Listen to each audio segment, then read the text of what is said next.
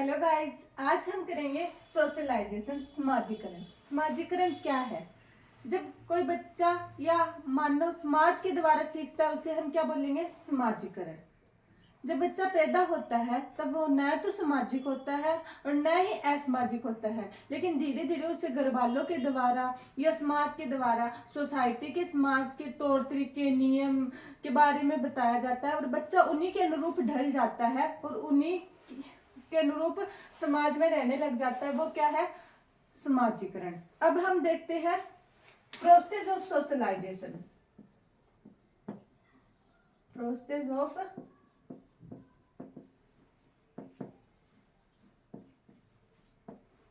समाजीकरण की प्रक्रिया की प्रक्रिया पहली आएगी इसमें रियरिंग ऑफ चाइल्ड। रियरिंग या पेरेंटिंग ऑफ, मतलब पालन पोषण की विधि।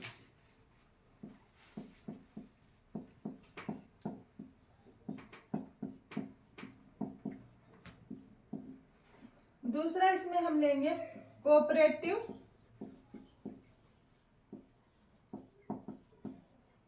या सजेशन, सहयोग या सुझाव।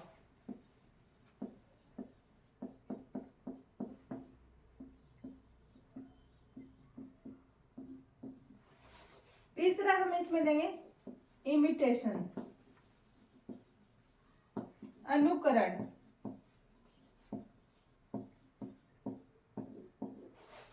मतलब सामाजिक करण की प्रक्रिया में कौन कौन सी विधि आती है? पहली है पालन पोषण की विधि, दूसरी है सहयोग या सुझाव की, तीसरी है अनुकरण की। बच्चे को सबसे पहले हम लेते हैं पालन पोषण की विधि। इसमें क्या होता है कि बच्चे की लालन पालन कैसे हुआ, वो कैसे माहौल में बड़ा हुआ है। जैसे बच्चा पैदा हो जाता है छोटा है, तब भी से हम उसको संस्कार देना शुरू कर देते हैं। जब छोटा बच्चा होता है तो कोई मेहमान आता है तो हम उसको ऐसे बोलेंगे, बेटे इसके पाँव छुओ, मेहमान को राम राम करो। ये क्या है? संस्कार है। बच्चे को कैसे संस्कार दिए जाते हैं। साथ में समाज के रूल समझाए जाते हैं, भी ऐसे नहीं करना चाहिए, ये गलत होता है, दूसरों की भावनाओं को ठेस नहीं पहुंचानी चाहिए, दूसरों को हानि नहीं पहुंचानी चाहिए। मतलब बच्चे को समाजीकरण बनाने के लिए उसे बचपन से ही तैयार किया जाता है, अन्यथा बच्चा क्या बन जाएगा? कोई चोर डाकू बन जाएगा, मतलब सोसाइटी की धज्जियां उड़ाने वाला बन जाएगा। दूसरा क्या है? कोऑपरेटिव या सजेशन। इसमें क्या होता है? समाज के द्वारा बालक को सीखने में सहायता की जाती है, उसको मतलब किसी चीज को सीखने के लिए सुझाव दिए जाते हैं या फिर सहयोग किया जाता है। तीसरा क्या है? अनुकरण।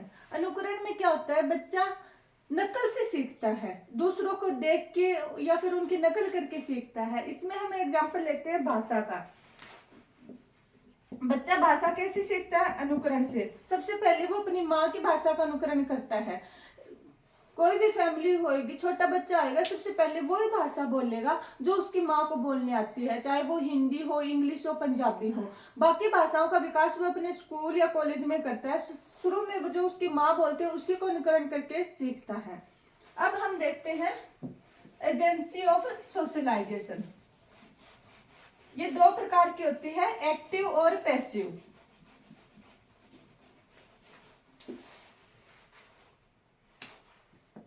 एजेंसीज ऑफ सोशलाइजेशन, समाजीकरण की इकाइयां।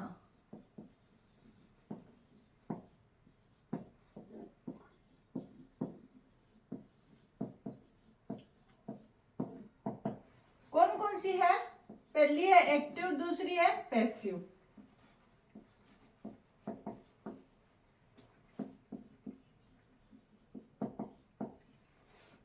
सक्रिय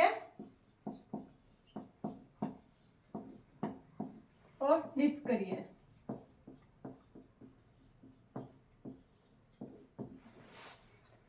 समाजीकरण की कौन कौन सी इकाइयां हैं? एक सक्रिय इकाई है, एक निष्क्रिय इकाई है। सक्रिय इकाई में क्या होता है? जिसका प्रभाव बालक पे सीधा सीधा पड़ता हो, मतलब जिसका डायरेक्ट इफेक्ट हो। और निष्क्रिय में क्या होता है? जिसका सीधे तौर पे बालक पे इसका प्रभाव सीधा सीधा नहीं पड़ता, लेकिन इनडायरेक्टली वो कहीं ना कहीं उससे प्रभावित हो रहा है। मतलब इसमें इसका प्रभाव क्या होगा? डायरेक्ट, सीधा सीधा प्रभाव पड़ता है। और इसमें क्या होता है? वो उसे अप्रत्यक्ष रूप से प्रभावित करता है।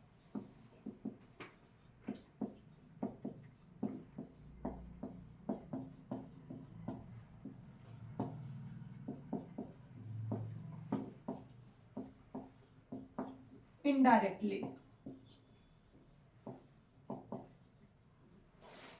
अब एक्टिव सोशलाइजेशन में हम किसको काउंट करेंगे? इसमें हम करेंगे परिवार को, फैमिली को, पड़ोस को, दोस्त को। एक्टिव इसमें किसको काउंट करेंगे? फैमिली को, परिवार, फ्रेंड, दोस्त, नाइबर, पड़ोसी। और इसमें पैसिव में किसको काउंट करेंगे हम? निष्क्रिय में स्कूल को, या फिर स्कूल तो इसमें एक्टिव में ही आ जाएगा क्योंकि बच्चे का उसका प्रभाव पड़ता है। या ऐसे कर सकते हैं पुलिस स्टेशन,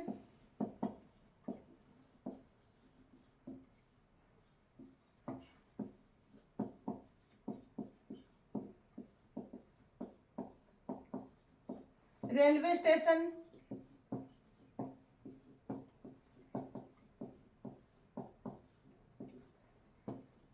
और चीज का देख लेते हैं। प्रिंसिपल का एग्जांपल लेते हैं यहाँ पे।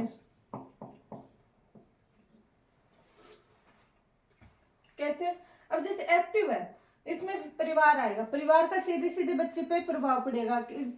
किस बच्चे के परिवार का कैसा माहौल है, बच्चा भी वैसा ही होगा, चाहे वो भावनात्मक रूप से हो या फिर या ऐसे कैसे भी लगा लो, वो अपने परिवार जैसा होगा। और पैसिव में क्या होता है कि बच्चे पर प्रभाव तो पड़ रहा है लेकिन इनडायरेक्टली रूप से पड़ रहा है। अब इसमें एग्जांपल लेते हैं हम प्रिंसिपल का। अब बच्चा स्कूल जा रहा है, उसका प्रिंसिपल चेंज हो जाए, या फिर हम ऐसे बोल सकते हैं एक प्रिंसिपल होता है, उसको स्कूल की मैनेजमेंट बहुत अच्छे से आती है, तो बच्चे के क्या होगा? टाइम पे एग्जाम होंगे, टाइम पे रिजल्ट आएगा, सारी चीजें टाइम पे होगी। वहीं पे अगर दूसरा प्रिंसिपल आ जाए, उसे स्कूल मैनेजमेंट इतने अच्छे से नहीं आती, तो क्या होगा? एग्जाम में भी डिले होएगा, रिजल्ट भी डिले आएगा। मतलब इनडायरेक्टली रूप से उस प्रिंसिपल का बच्चे पे प्रभाव पड़ रहा है। वहीं पे हम देखें पुलिस स्टेशन का, अगर किसी सोसाइटी में या कॉलोनी में पुलिस स्टेशन वहां पे बन जाए तो बच्चा सिक्योर फील करेगा भी को कुछ होएगा, कोई भी चोर डाकू आएगा तो मैं भाग के से पुलिस को बुला लूंगा, फोन कर दूंगा, ऐसे मतलब मन में सिक्योर फील करता है। लेकिन इनडायरेक्टली रूप से उसका प्रभाव पड़ता है क्योंकि जिस एरिया में पुलिस स्टेशन होएगा वहां पे चोर डाकू कम घूमेंगे। अब हम देखते हैं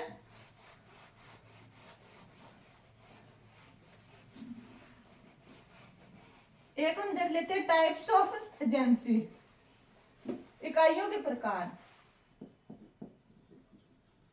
टाइप्स ऑफ एजेंसी, ये कितने प्रकार की होती है? एक तो होती है प्राइमरी और एक होती है सेकेंडरी। प्राइमरी प्राथमिक,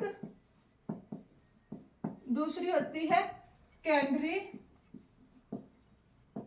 द्वितीयक। प्राइमरी में कौन सी आती है? फैमिली। याद रखना, ये सीटेट के पर्पज से इंपॉर्टेंट है। परिवार। और सेकेंडरी में क्या आएंगे? स्कूल। बाकी सब जितना भी है सारे किस में आएंगे? सेकेंडरी में आएंगे, जितनी भी एजेंसियां हैं जो बच्चे को। और एक पड़ोस का देखते हैं हम इसमें। पड़ोस का ये आप एग्जाम में ध्यान रखना, पड़ोस है अगर वो फैमिली के साथ है ऑप्शन में, जब तो आप प्राइमरी में क्या करेंगे? 4 ऑप्शन होंगे, अगर पहला ऑप्शन अगर पड़ोस फैमिली के साथ है तो वो वाला ऑप्शन टिक करोगे तब तो ये प्राइमरी में इंक्लूड होएगा। अगर ये अकेला है और 4 ऑप्शन सिंगल सिंगल है, जैसे परिवार, फैमिली, स्कूल, हॉस्पिटल, तो आप सिर्फ परिवार को करेंगे। ऑप्शन जैसे ऐसे हो, परिवार और पड़ोस, विद्यालय और हॉस्पिटल, या ऐसे कुछ करके होंगे, तब हम पड़ोस को किस में काउंट करेंगे, प्राइमरी में, वरना इसको किसको में काउंट करेंगे, सेकेंडरी में। ये चीज आपको ध्यान रखनी है टाइप्स ऑफ एजेंसी में। अब थोड़ा एक एक बार देख लेते हैं। सबसे पहले हम देख लेते हैं परिवार के बारे में। पता होगा कि जैसा परिवार होएगा बच्चा वैसे ही बड़ा होएगा, मतलब जैसे परिवार का लालन पोषण होएगा, या फिर बच्चा सबसे पहले अपने परिवार से ही सीखता है। समाजीकरण, समाजीकरण बच्चा सबसे पहले किससे सीखता है, परिवार और परिवार के सदस्यों से। अब हम देखते हैं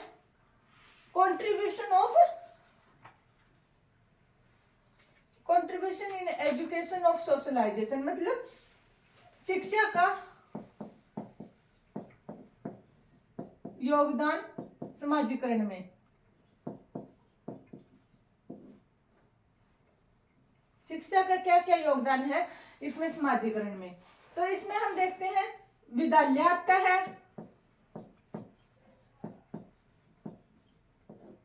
अध्यापक आता है। मेन पॉइंट यही है, विद्यालय, और विद्यालय में कौन होगा, अध्यापक। इनका क्या क्या योगदान है। अब जब बच्चे को हम सबसे पहले स्कूल भेजते हैं तो सबसे ज्यादा वो प्रभावित किससे होता है, अपने अध्यापक से। अध्यापक उसको क्या सिखाता है, बच्चे को पर्सनैलिटी डेवलपमेंट, व्यक्तित्व सिखाता है।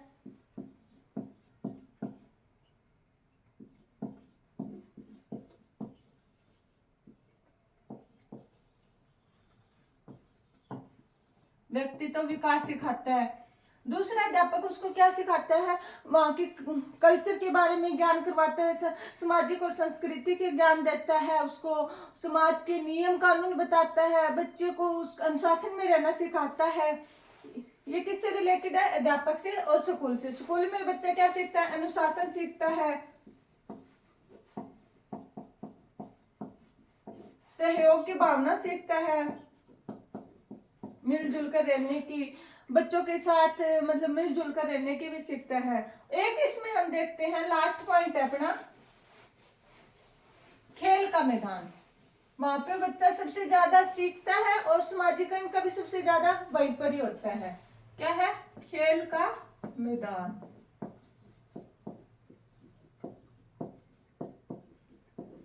सबसे ज्यादा बच्चा किसमें सीखता है, खेल के मैदान में। सबसे ज्यादा सीखता भी इसी में है, और समाजीकरण की भावना भी इसी में सबसे ज्यादा आती है।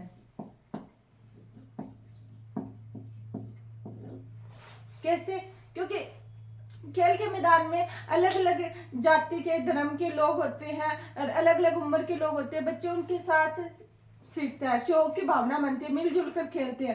वहीं पर अगर बच्चा हारने पर, जीतने पर अपने स्वयंगों पे कंट्रोल रखता है, अगर वो हार गया तो रोता नहीं है, बल्कि जीतने वाली टीम को बधाई देता है। मतलब वो सोशल अपने वो संस्कार दिखा रहा है, वहां पे सोशल हो रहा है।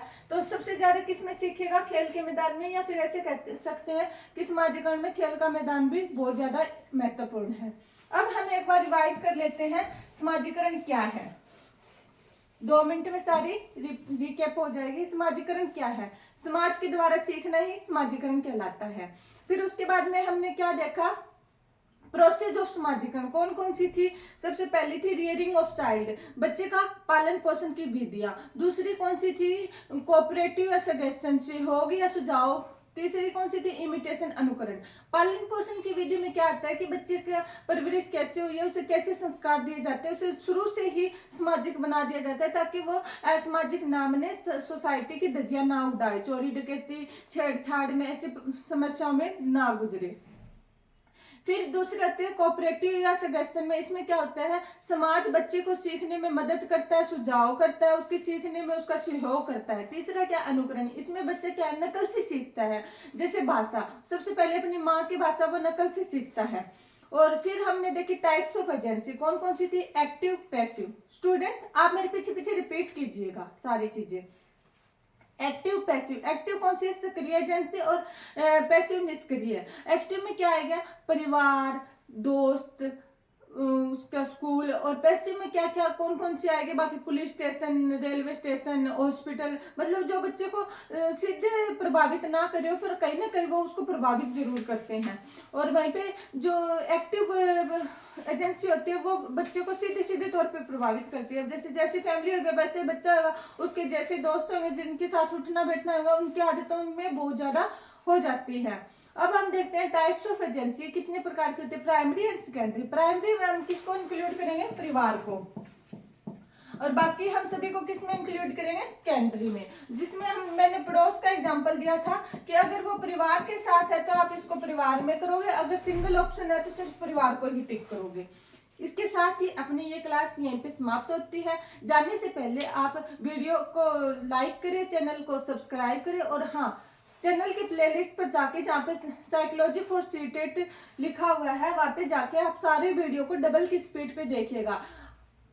आपका टाइम भी बचेगा और 2-3 बार देखोगे तो आपके सारे कंसेप्ट भी क्लियर हो जाएंगे। उसमें सिर्फ सीटेट से रिलेटेड ही सिलेबस करवाया गया है, ज्यादा नहीं करवाया गया।